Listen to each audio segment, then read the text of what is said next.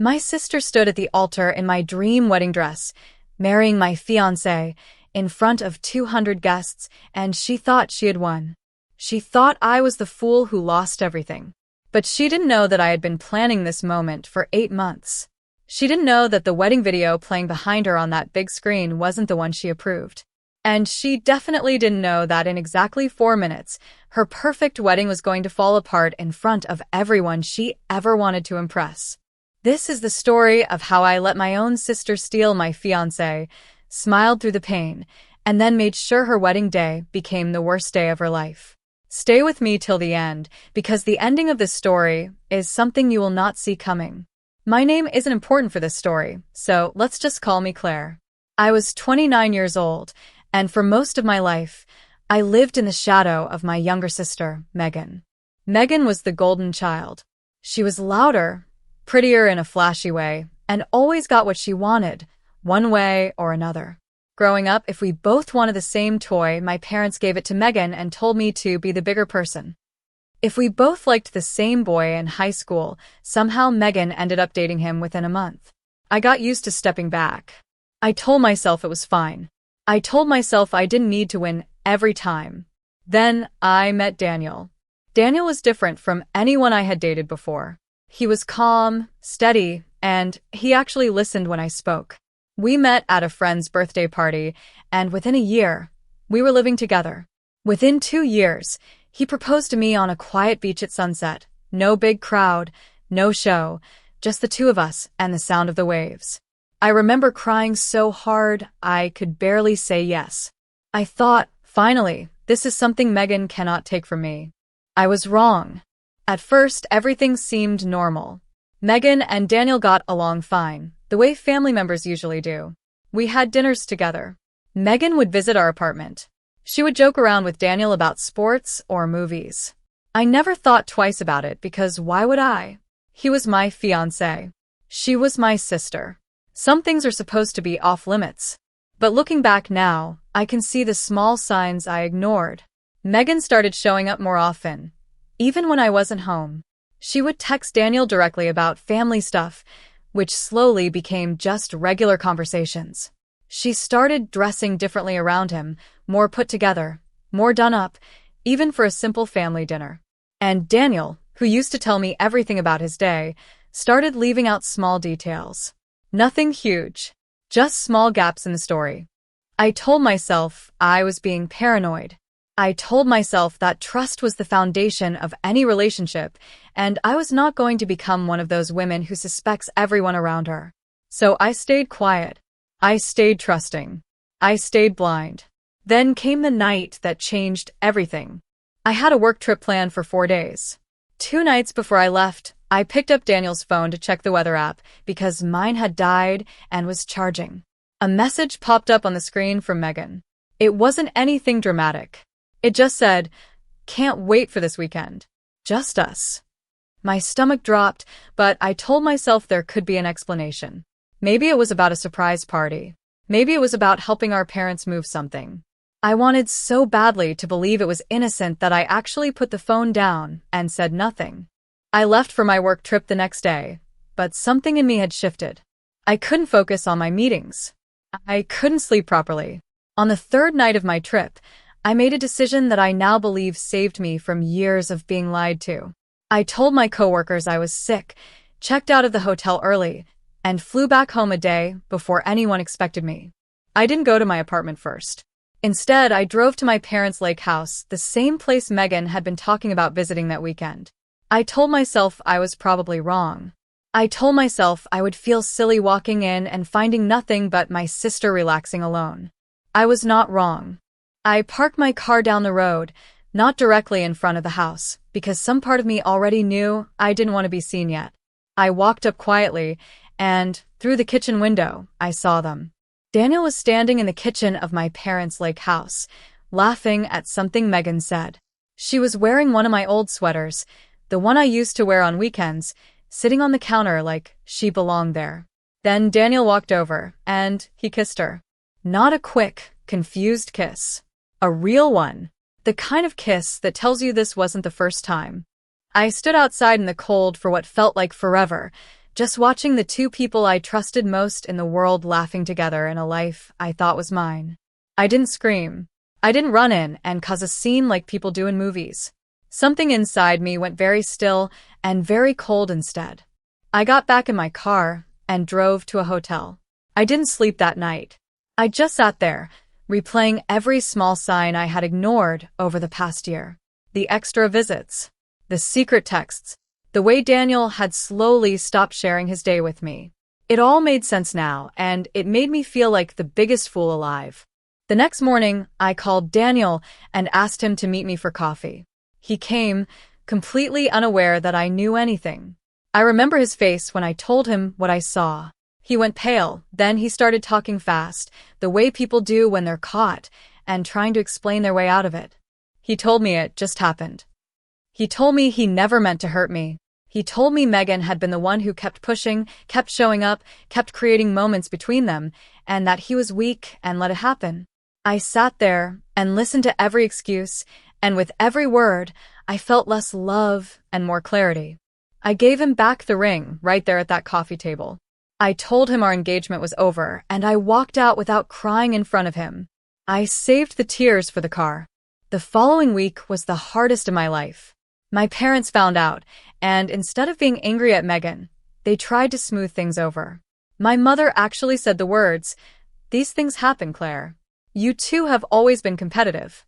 Maybe it's time to let it go and be happy for your sister." My father just avoided the conversation altogether. That was the moment I understood something important. My family had spent my whole life training me to step back for Megan, and they expected me to do it one more time, even for something this big. But this time, I made a choice. Instead of screaming, instead of cutting everyone off immediately, I decided to do something different. I decided to be calm. I decided to smile. I decided to let them believe I had accepted it, that I had moved on, that I was, in their words, being the bigger person one more time. Because underneath that calm smile, I was already planning. Megan and Daniel got engaged 4 months after I caught them together. My parents acted like it was the most natural thing in the world. Megan called me personally to tell me, her voice full of fake concern, asking if I was okay with this, while clearly not caring what my answer would be. I told her I was happy for her. I told her I wanted to be at the wedding. I told her I even wanted to help plan it. Looking back, I know this shocked everyone, including Daniel. But I had a reason for every single thing I said and did over the next 8 months, and it all led to one moment. First, I made myself useful. I offered to help with small wedding tasks that nobody else wanted to do, the boring behind-the-scenes work. I offered to manage the wedding slideshow and video presentation, since I used to work in media editing years earlier, and everyone knew I was good at it.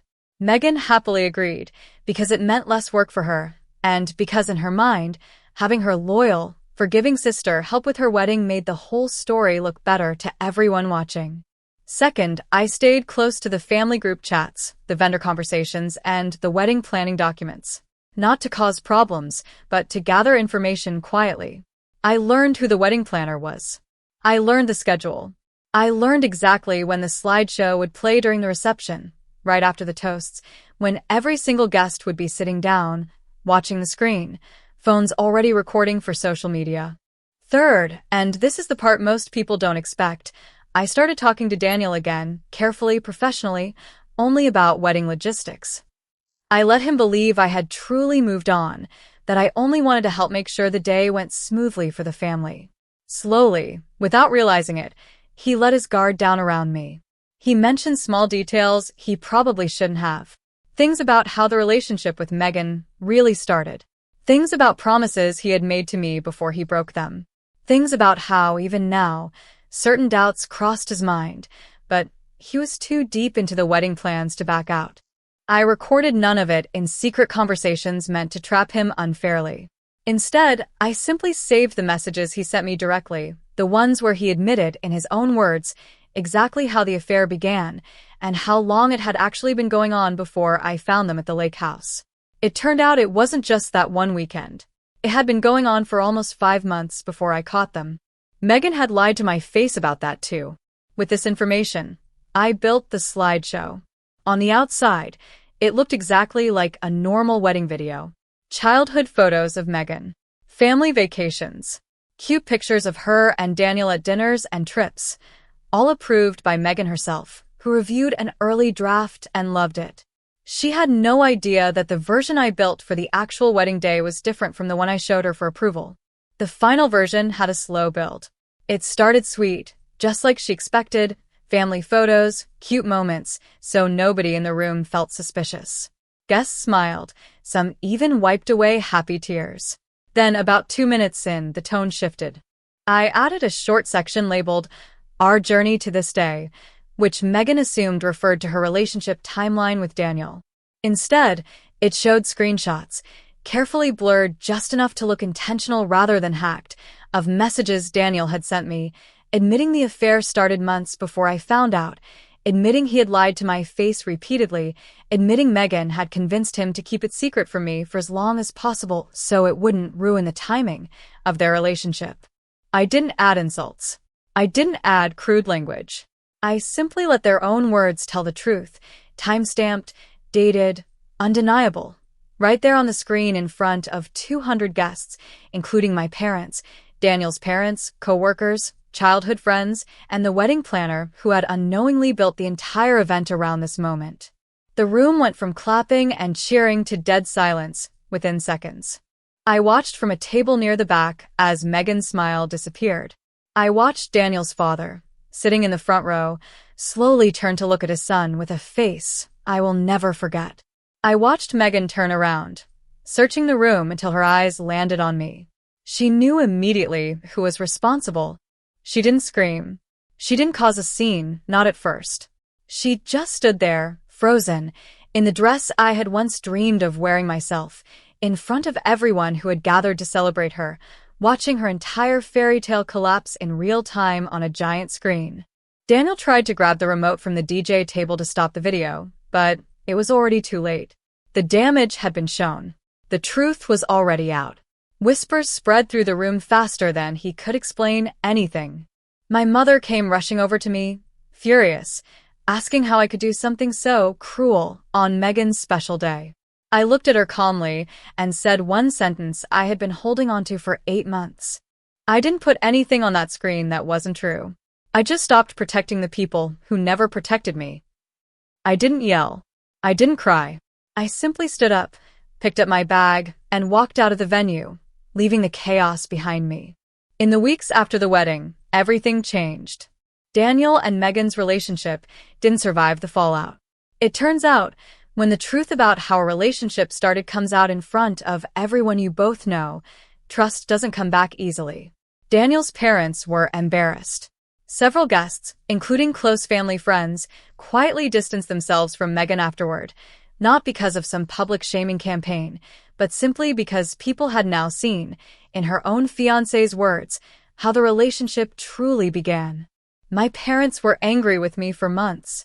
They called what I did revenge and petty. But over time, something shifted.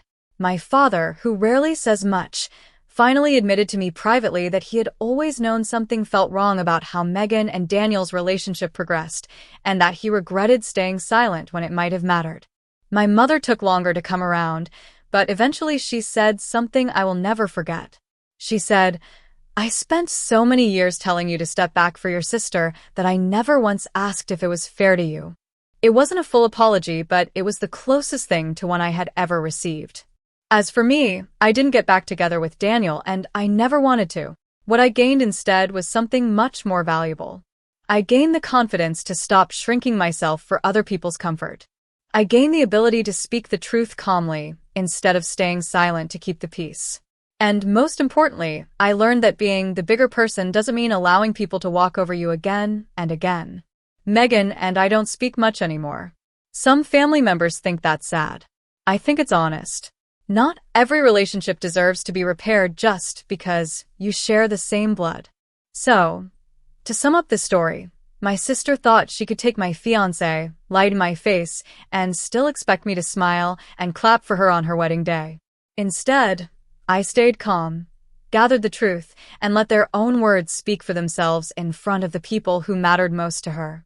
I didn't scream. I didn't need to. The truth was loud enough on its own. If there's one thing I hope you take from this story, it's this: staying quiet doesn't always mean staying weak.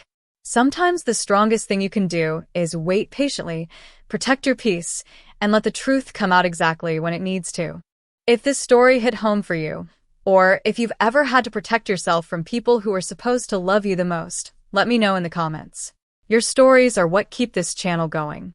If you enjoyed this video, please hit subscribe for more real-life storytime videos just like this one, and turn on notifications so you never miss the next story. Thank you for watching, and I'll see you in the next one.